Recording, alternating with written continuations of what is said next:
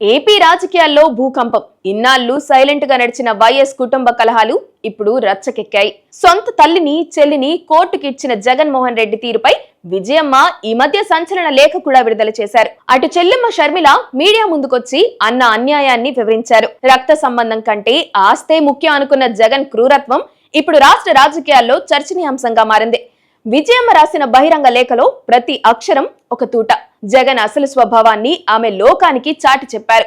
YS Rajasekhar Reddy బ్రతుకున్నప్పుడు ఆస్తులన్నీ అందరివే అన్నారు. కానీ ఇప్పుడు జగన్ అవన్నీ తనవే అంటున్నారు. సొంత తల్లిని చెల్లిని కోర్టుకు లాగడం ఎంతవరకు ధర్మం? జగన్ తీసుకున్న నిర్ణయం నన్ను తీవ్రంగా కలిచివేసింది అని పరోక్షంగా జగన్ వైఖరిని ఎండగట్టారు తల్లి విజయమ్మ. పిల్లలందరికీ సమానంగా ఆస్తి పంచాలని వైఎస్ రాజశేఖర్ రెడ్డి ఆశయం. కానీ జగన్ తన ఆశతో ఆ ఆశయాన్ని తుంగలో తొక్కాడని ఆమె ఆక్రోశించారు. అన్న కోసం పాదయాత్ర చేశాను, ఎండనక వాననక తిరిగాను, కానీ తీరా అధికారం వచ్చాక నన్ను గెంటేశారు.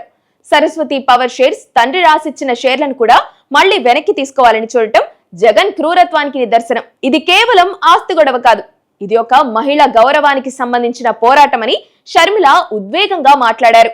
మాట తప్పను మడమ తిప్పను, చెల్లికిచ్చిన మాట తుంగలో తొక్కారని ఆగ్రహం వ్యక్తం చేశారు.